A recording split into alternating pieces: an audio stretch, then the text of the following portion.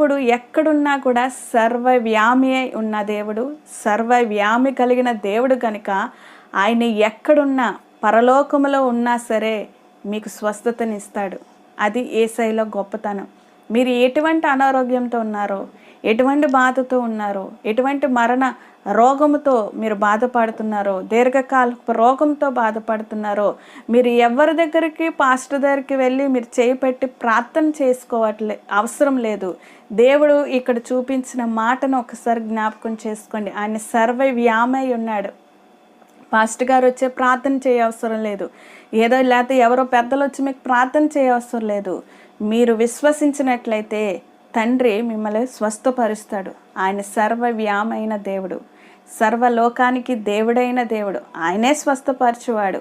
ఆయన నామములోనే స్వస్థత ఉంది, ఆయన నామములోనే విడుదల ఉంది, ఆయన నామములోనే అద్భుతాలు జరుగుతాయి.